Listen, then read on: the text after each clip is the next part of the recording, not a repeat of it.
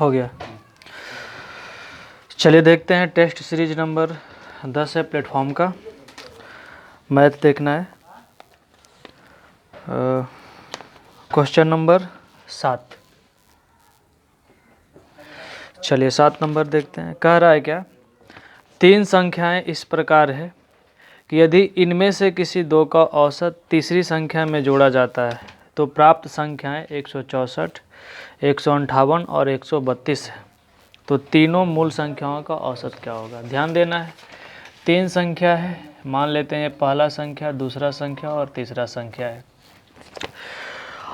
कह रहा है इसमें से किसी दो का औसत, यानी पहला प्लस दूसरा का औसत तीसरी संख्या में जोड़ा जाता है, यानी पहला प्लस दूसरा का औसत, यानी पहला प्लस दूसरा बटा 2 तीसरी संख्या में जोड़ रहे हैं, तब कितना आ रहा है 164। फिर दूसरा प्लस तीसरा का औसत, तो दूसरा और तीसरा लिए हैं तो इस बार कितना पहला संख्या में जोड़ेंगे तो क्या आ रहा है 158। फिर अगला क्या लेना है, तीसरा प्लस पहला का औसत, हमें कौन सा जोड़ेंगे दूसरा, तब कितना आ रहा है 132। ध्यान रहे, चूँकि पूछा जा रहा है क्या तीनों संख्या का औसत, यानी पहला प्लस दूसरा प्लस तीसरा बटा 3 पूछा जा रहा है। हम क्या करेंगे, तीनों को जोड़ देंगे। तो तीनों को जोड़ेंगे तो क्या हो जाएगा, पहला प्लस दूसरा प्लस तीसरा, और इधर से पहला प्लस पहला 2 पहला, दूसरा प्लस दूसरा 2 पहला और तीसरा प्लस तीसरा, यानी 2 इंटू पहला प्लस दूसरा प्लस तीसरा, और चूँकि बटा में 2 है तो 2 होगा।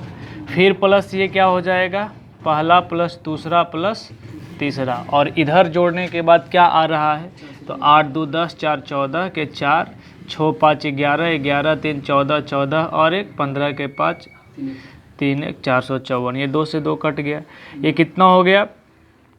फिर पहला प्लस दूसरा प्लस तीसरा, यानी 2 बार है 2 से काट दें, 2 दूनी 4, फिर कितना हो गया, फिर 2 दूनी 4 और 7 दूनी 14, यानी पहला प्लस दूसरा प्लस तीसरा बराबर कितना आ गया 227। चूँकि तीनों का औसत पूछ रहा है तो 3 से भागा दे देंगे, यानी कितना 3 7 21, 1 5, यानी 75.2/3 हो जाएगा। आगे 8 नंबर दिया हुआ है क्या, 8 नंबर कह रहा है प्रश्न, चतुर्भुज ABCD के अंतर्गत एक वृत्त है। कोई चतुर्भुज है, मान लेते हैं ये ABC और D, इसके अंदर क्या है एक वृत्त दिया हुआ है, जिसमें से कह रहा है क्या AB, यानी AB P पर स्पर्श करता है, BC Q पर, और ये R पर और ये S पर, ठीक है ना। दिया हुआ है आगे क्या, BP बराबर 4, ये यहाँ से यहाँ तक 4 दिया हुआ है, HD बराबर 6, S और D बराबर 6, यानी यहाँ से यहाँ तक 6 सेंटीमीटर दिया हुआ है, BC बराबर 7, यानी पूरा ये 7 दिया हुआ है। पूछा जा रहा है CD की लंबाई क्या होगी, मतलब ये लंबाई क्या होगा। ध्यान रहे, बाह्य बिंदु से किसी वृत्त पर खींची गई स्पर्श रेखा की लंबाई बराबर होती है।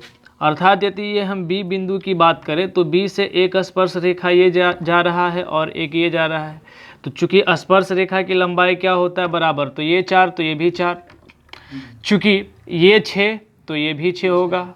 यहाँ से यहाँ तक पूरा लंबाई कितना है 7, जिसमें से ये है 4 तो ये 3 होगा, अर्थात ये भी 3 होगा। ये बिंदु से स्पर्श रेखा की लंबाई, ये पूरा लंबाई कितना हो गया, CD बराबर 3 + 6, यानी कितना हो गया 9 सेंटीमीटर। 8 के बाद कौन सा है, 9 नंबर। 9 नंबर कह रहा, सुषमा ने 12,000 रुपया में 6 मेज और 12 कुर्सियां खरीदी। उसने मेज को 15% के लाभ पर और कुर्सियां को 10% की हानि पर बेच दिया। यदि उसे कुल 300 का लाभ हुआ हो तो मेजों की कुल लागत क्या होगी। मान लेते हैं X रुपया का मेज खरीदा है और Y रुपया का कुर्सी, तो X + Y बराबर कितना हो जाएगा 12,000 रुपया। आगे कहा जा रहा है क्या, मेज को वह 15% के लाभ पर और कुर्सी को 10% की हानि पर बेचता है। तब जाकर के 300 रुपया का लाभ होता है। तो यानी मेज पर लाभ हुआ कितना, 15% का, यानी x का 15%, और कुर्सी पर हानि हुआ है कितना का, 10% का, और फिर भी इसको क्या हो रहा है, 300 रुपया का लाभ हो रहा है। अर्थात x का 15% माइनस y का 10% बराबर 300। ये एक समीकरण बन जाएगा और ये दूसरा, दोनों से x और y का मान निकाल लेना है। x का मान निकाल लेना है, कुल मेज का क्रय मूल्य निकल जाएगा। कैलकुलेशन खुद से करना है। आगे इसके बाद कौन सा है, 10 नंबर देखते हैं। 10 नंबर कह रहा है एक नाव 7.2 किलोमीटर की दूरी धारा की दिशा में और 3.2 किलोमीटर की दूरी विपरीत दिशा में 2 घंटे में तय करती है। मान लेते हैं धारा की चाल, नाव की चाल x और धारा की चाल y। तो चूंकि विपरीत दिशा में क्या होता है, चालों का अंतर होता है। ध्यान रहे, जब भी रेलगाड़ी और समय दूरी की बात हो तो विपरीत दिशा में चालों का योग होता है, रेलगाड़ी और समय दूरी में, जबकि नाव धारा में विपरीत दिशा में चालों का अंतर होता है। ध्यान रखना है। तो यहाँ पर क्या है, नाव धारा है, विपरीत दिशा में चालों का अंतर हो जाएगा। अर्थात 7.2 किलोमीटर किस दिशा में जाता है, तो धारा की दिशा में, अर्थात x + y समय लेगा। फिर 3.2 किलोमीटर धारा के विपरीत, अर्थात x - y, और कुल समय कितना ले रहा है, 2 घंटा। समीकरण 1 बन गया ये। दूसरा कंडीशन क्या दिया हुआ है, 1.5 किलोमीटर धारा की दिशा में और 0.6 किलोमीटर की दूरी विपरीत दिशा में, और तब जाकर के 24 मिनट लगता है। 24 मिनट का मतलब 24/60 घंटा। समीकरण 2 बन गया। पूछा क्या जा रहा है, धारा की दिशा में जाते हुए नाव की गति क्या होगा। धारा की दिशा में नाव की गति मतलब दोनों का योग, अर्थात x + y का मान निकालना है। 2 गो समीकरण दिया हुआ है, इससे क्या करेंगे, x + y का मान निकाल लेंगे। आगे क्या है, कैलकुलेशन है। आगे इतना पर छोड़ते हैं। आगे कौन सा है 10 के बाद,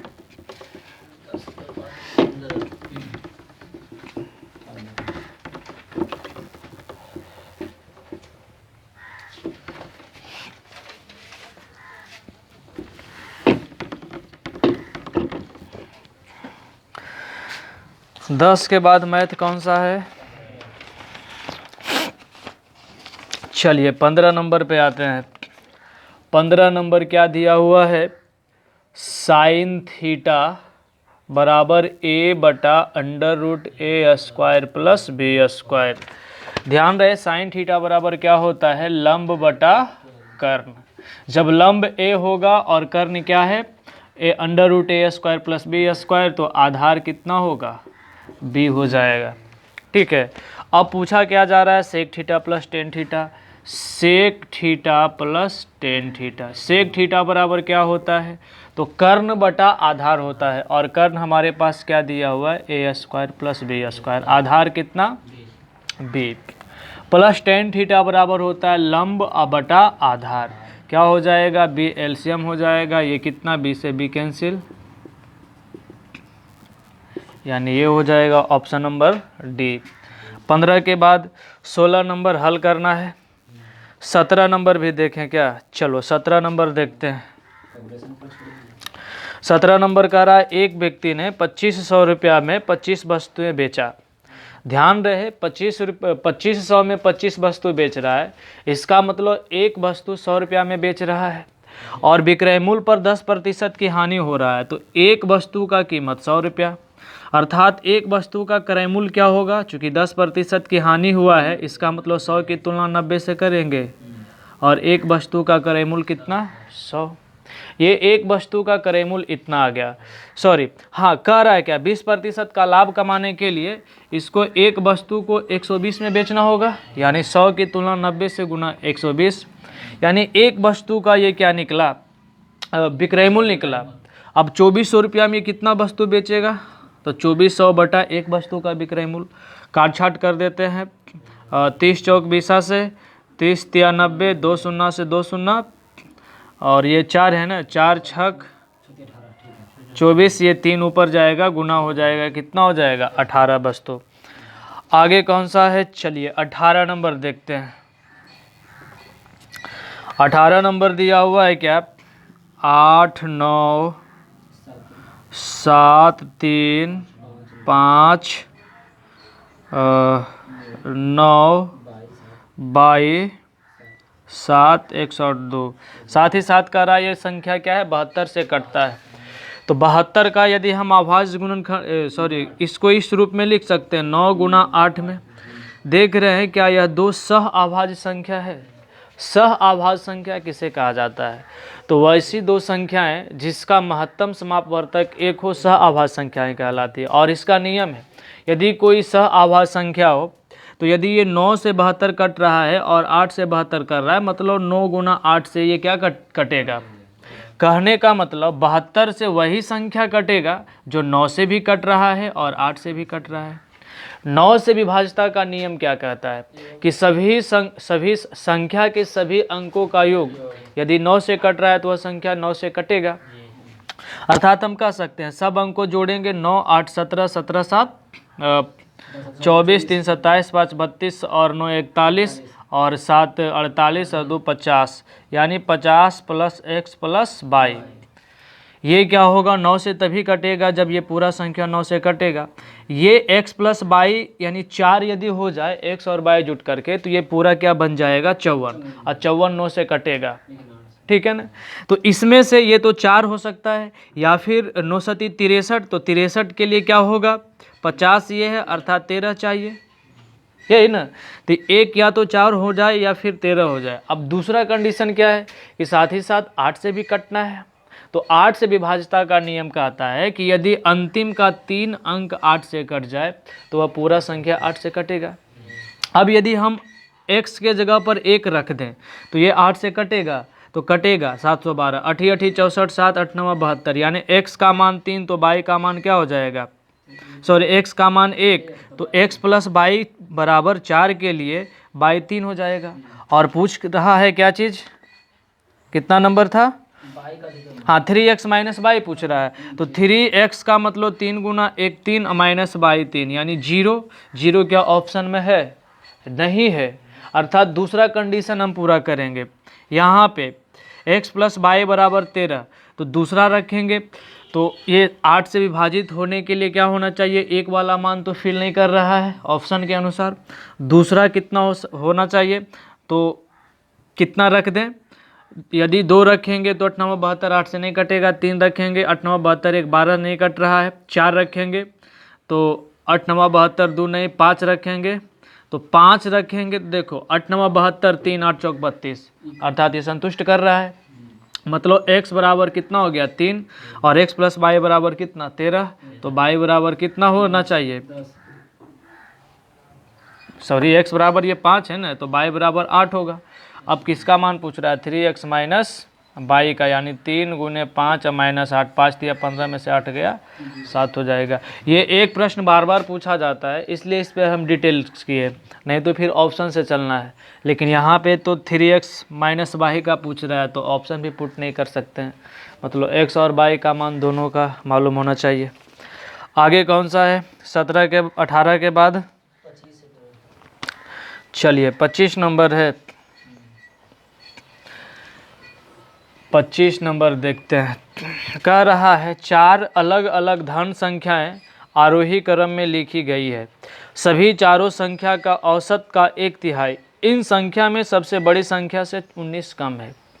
मान लेते हैं 4 संख्या आरोही क्रम, पहला दूसरा तीसरा और क्या है चौथा, जिसमें से क्या कहा कि पहली 4 संख्या, ये सभी चारों संख्या का औसत, यानी चारों संख्या का औसत क्या हो जाएगा, पहला प्लस दूसरा प्लस तीसरा प्लस चौथा बटा 4 का 1/3, यानी 1/3 का मतलब 1/3 क्या है, तो सबसे बड़ी संख्या से 19 कम है। सबसे बड़ी संख्या क्या है, चौथा से 19 कम है, यानी -19। अब ये बराबर हो गया, यहाँ से हम कर सकते हैं क्या चीज़। चलिए आगे कुछ और दिया हुआ है, कह रहा पहली 3 संख्या का औसत 12, तो पहली 3 संख्या का औसत 12 है, तो पहली 3 संख्या का योग कितना हो जाएगा 36। अब इस लाइन को हम बढ़ाते हैं तो ये पहला प्लस दूसरा प्लस तीसरा बराबर क्या हो गया 36 प्लस चौथा बराबर ये 4 या 12 इधर जाएगा तो 12 गुना चौथा और -12 गुना 19 हल कर देंगे, सबसे बड़ी संख्या चौथा ही है, ये चौथा का मान आ जाएगा। इसके बाद कैलकुलेशन है। आगे कौन सा 25 के बाद, चलिए 26 नंबर है।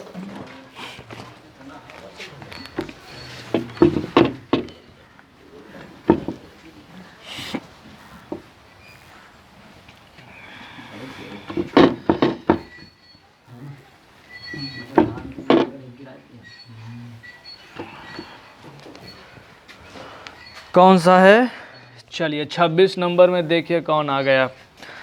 कह रहा है क्या, सुरभि अपनी आय का 75% खर्च करता है।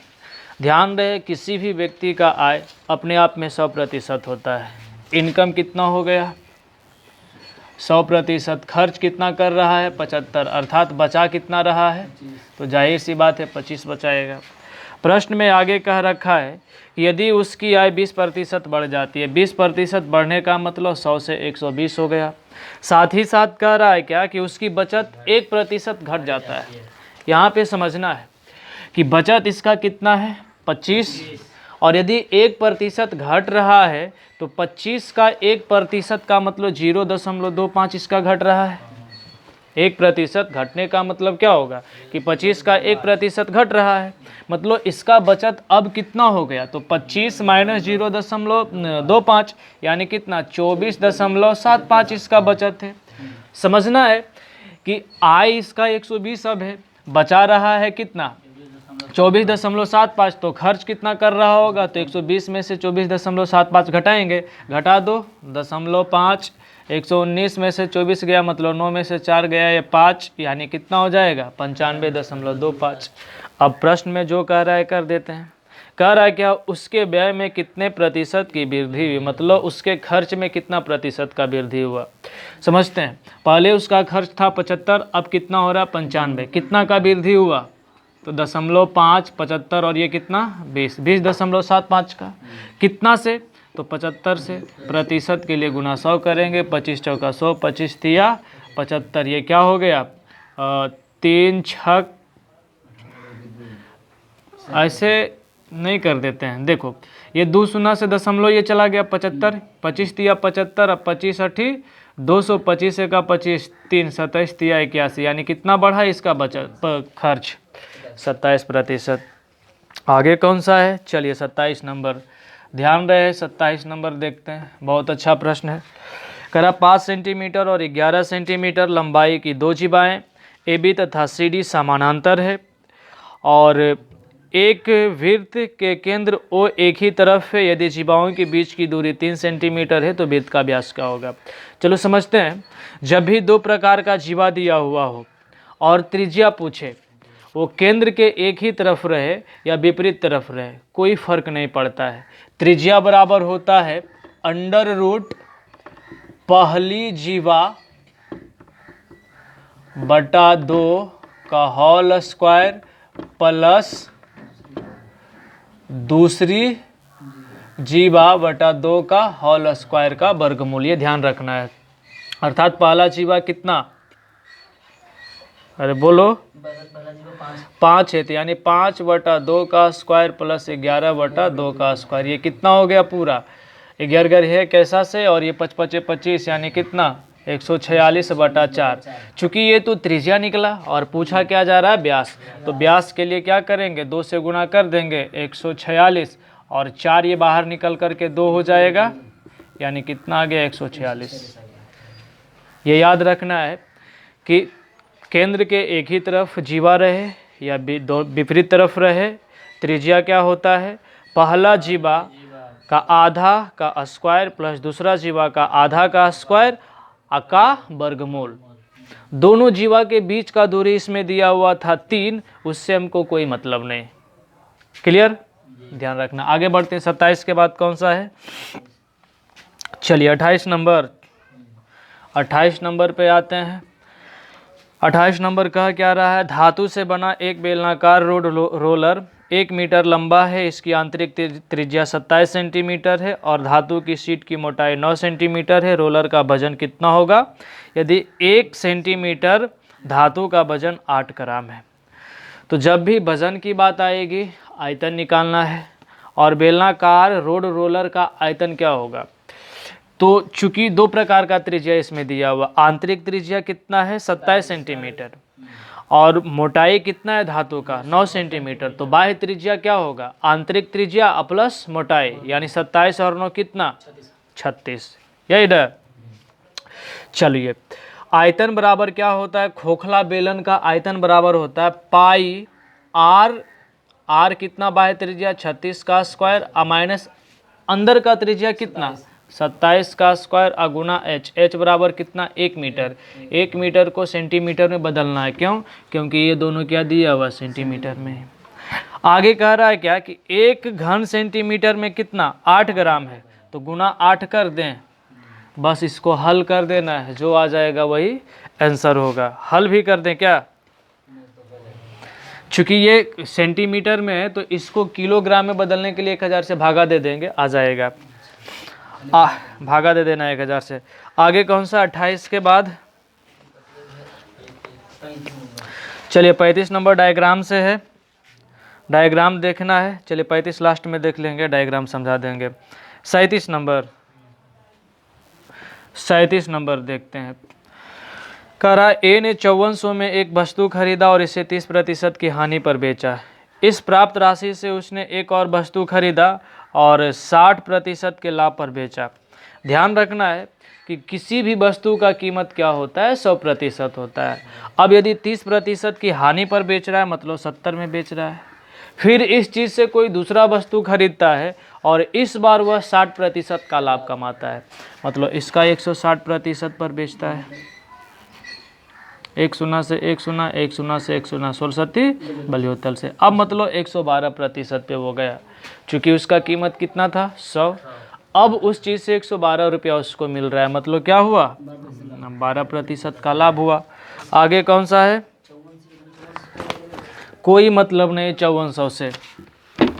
ऐसे बनाएंगे तो उसका यूज करेंगे, लेकिन जब उसका यूज नहीं हो और बन रहा है तो क्या ज़रूरी है यूज करना।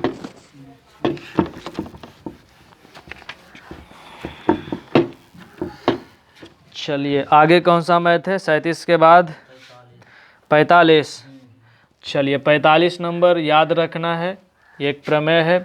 दिया हुआ एक वृत्त के बाहर पी ए बी एक छेदक रेखा, मान लेते हैं ये कोई वृत्त है, पी से कोई एक छेदक रेखा। छेदक रेखा का मतलब होता है कि वृत्त की परिधि को छेद कर रहा है, मतलब यहाँ पर और यहाँ पर। पी दिया हुआ है, पी लिख दिए, ए है बी है। ऐसा नहीं कि ए इधर लिख देंगे बी इधर लिख देंगे, चूंकि पी से चल रहे हैं, ए बी है तो पी ए बी ऐसे होगा, ठीक नहीं। फिर पी से ही एक स्पर्श रेखा खींचा गया है और स्पर्श रेखा का नाम क्या है पी और टी। चलिए ध्यान रखना है, यहाँ पे एक प्रमेय बनेगा कि जब भी वृत्त के बाह्य बिंदु से एक छेदक रेखा और एक स्पर्श रेखा खींचा जाए तो एक प्रमेय बनता है, जिसको याद रखना है। ये जो PT है स्पर्श रेखा, यानी PT स्क्वायर बराबर PA गुना PB, ये याद रखना है। एक चीज़ और इसमें पूछा जाता है कि यदि कोई वृत्त है और इसके दो जीवा एक दूसरे को प्रतिच्छेद करता है, मान लेते हैं ये AB है और CD है, मान लिया जाए O पर प्रतिच्छेद किया। ये अंदर भी कर सकता है बाहर भी कर सकता है, इसको एक ही बार बता देते हैं। ये मान लेते हैं ये AB है और ये क्या है CD है, ये O पर प्रतिच्छेद कर रहा है ना। तो इसके लिए होता है, दोनों के लिए AO गुना OB बराबर BO लिख रहे हैं CO गुना OD, दोनों के लिए।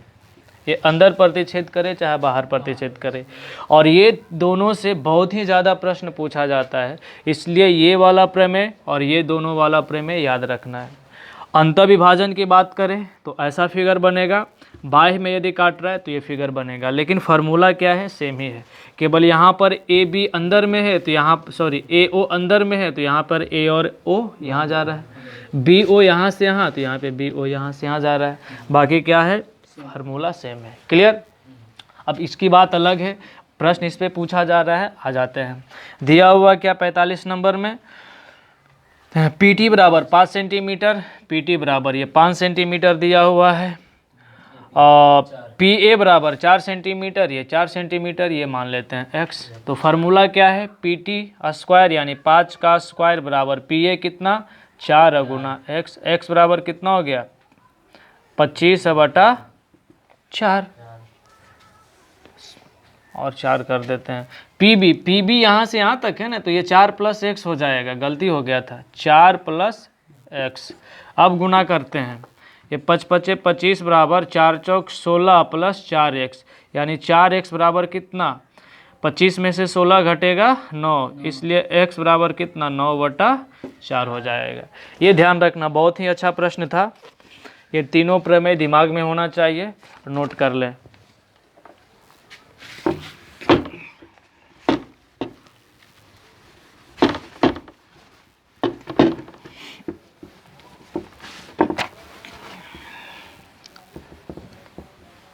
आगे कौन सा है 45 के बाद, चलिए 54 नंबर पे आ जाते हैं।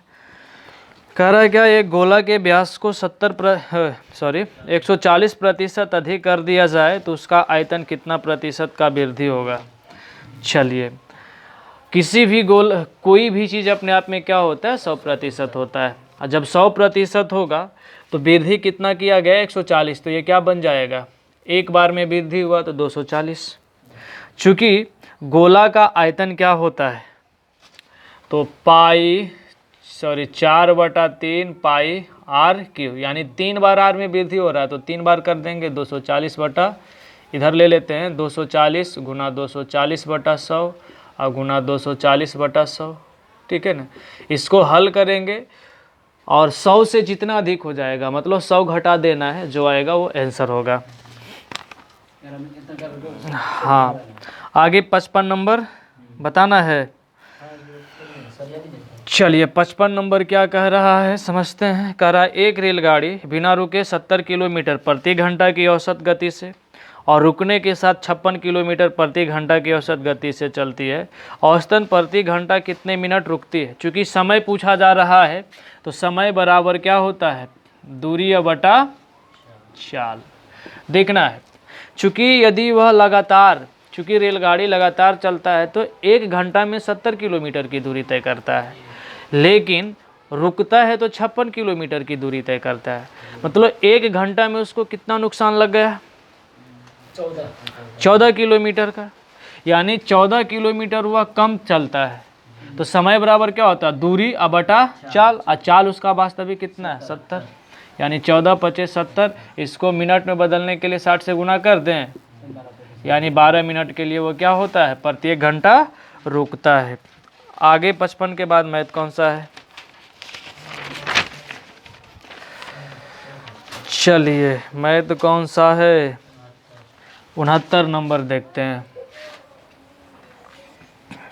करा एक बंदर और एक गधे ने दौड़ में भाग लिया। बंदर 6 किलोमीटर प्रति घंटा की गति से दौड़ा और गधा 1 मीटर प्रति सेकंड की गति से उल्टी दिशा में दौड़ा। मान लेते हैं कि ये बिंदु है, इधर बंदर जा रहा है तो गधा इधर जा रहा है। बंदर का चाल कितना है 6 किलोमीटर प्रति घंटा और गधा का चाल है 1 मीटर प्रति सेकंड। चाल को क्या करना है, एक मात्रक में लाना है। एक मात्रक में लाने के लिए बंदर वाला को मीटर प्रति सेकंड में बदल दें, यानी ये क्या हो गया 18 5/3। अच्छा, ये दोनों विपरीत दिशा में चल रहा है या एक ही दिशा में चल रहा है, तो विपरीत दिशा में चल रहा है। तो विपरीत दिशा में हमेशा समय, दूरी और रेलगाड़ी में क्या होता है, चालों का योग होता है। चालों का योग कर देंगे, यानी जुटेगा कितना हो जाएगा 5 3 8/3, और कितना समय के बाद 5 मिनट। 5 मिनट का मतलब 5 × 60 सेकेंड, 20 × 60 20 25 100, यानी दोनों के बीच 800 मीटर की दूरी रह जाएगा। आगे कौन सा है 71 नंबर, 71 नंबर 64 नंबर फिजिक्स से पता नहीं चलता है, लास्ट में देखेंगे वो सब चीज़। चलिए 71 नंबर देखते हैं। कह रहा पिछले वर्ष गीता कैफे ने एक कैफ़े श्रृंखला को नवीनीकृत करने के लिए एक दुकानदार पर 2 लाख और दूसरी दुकानदार पर 3 लाख रुपया निवेश किया। अगली 3 माह में उन्होंने पहली तिमाही में कुल 40% और दूसरी तिमाही में कुल 25% की वसूली की। तीसरी तिमाही में वसूली की जाने वाली वास्तविक धनराशि क्या है? यही है। चलो देखते हैं। टोटल धन वह कितना लगाया? तो 2 लाख रुपया पहला दुकान पे और 3 लाख रुपया दूसरा दुकान पे। मतलब टोटल धन वह कितना लगाता है? 5 लाख लगाता है। ठीक है, जिसमें से 40% और 25% का वसूली कर लिया। मतलब कुल कितना का वसूली किया? 65% का। शेष उसको कितना का बाकी है? 35 का, यानी इसका 35% निकाल देंगे, काट छाट कर दें। 5 पचे 25, 5 तिया 15, 2 17, यानी 17,000, 1,75,000 का वसूली करना है उसको। आगे 72 नंबर। चलिए 72 नंबर देखते हैं क्या कह रहा है। 3 संख्याएं 3, 5 और 8 के अनुपात में, 3, 5 और 8 के अनुपात में है। तीनों का योग 48 है। ध्यान रखना है यहाँ पे तीनों का योग कितना है? 8, 5, 13 और 3, 16, यानी इसको 3 से गुना कर देंगे तो तीनों का योग 48, अर्थात 3 से गुना कर दें, यानी पहला संख्या 9, दूसरा संख्या 15 और तीसरा संख्या कितना हो गया? 24 हो गया। कह रहा है क्या कि पहली और तीसरी संख्या में 3 जोड़ दिया जाए। पहला संख्या में 3 जोड़ेंगे 12, तीसरा संख्या में 3 जोड़ेंगे 8 या 24, 3 27, और दूसरा संख्या में 3 घटा दिया जा रहा है, अर्थात ये 15 से क्या आ गया? 12। तब इसका अनुपात कितना? 3 से कटेगा, 4 तिया 12, 4 तिया 12, 9 तिया 27, यानी इसका अनुपात कितना? 4, 4 और 9 का अनुपात होगा। चलिए 73 नंबर पे आते हैं। 73 नंबर कह रहा 18 सेंटीमीटर और 13 सेंटीमीटर भीमाओं वाले एक आयत को एक ऐसे समचतुर्भुज के रूप में परिवर्तित किया जाता है जिसका परिमाप आयत के परिमाप के बराबर है। चलो समझते हैं। पहले था क्या? 18 सेंटीमीटर और 13 सेंटीमीटर वाला एक आयत था, यानी आयत का परिमाप कितना होगा? तो 18, 3, 21, 10, 31, यानी 2 इंटू लंबाई प्लस चौड़ाई, अर्थात 62 सेंटीमीटर क्या हो जाएगा? इसका परिमाप होगा। ये प्रश्न थोड़ा हम बनाए थे, इसमें 13 के जगह पर 12 कर देना है। ठीक है ना? 13 के जगह पर 12 कर देना है। अब इसका परिमाप कितना हो जाएगा? 60 हो जाएगा, अर्थात समचतुर्भुज का प्रत्येक भुजा कितना होगा? 15, 15, 15, और एक एंगल दिया हुआ है 120। चूंकि समचतुर्भुज का विकर्ण जो होता है लंब समद्विभाजक होता है, और ये 120 तो ये 60-60 में डिवाइड होगा, और यहाँ पर लंब तो ये क्या होगा? कर्ण होगा। समचतुर्भुज का क्षेत्रफल होता है 1/2 गुने विकर्णों का गुणनफल, यानी कि 1/2। अब पहला विकर्ण हम निकालेंगे और ये दूसरा विकर्ण निकालेंगे। पहला विकर्ण कैसे निकलेगा? तो चूंकि यहाँ पे 90 डिग्री का कोण और ये पे 60, तो ये √3 हो जाएगा, ये 1 होगा और ये 2 हो जाएगा। पहला विकर्ण यानी ये इसकी लंबाई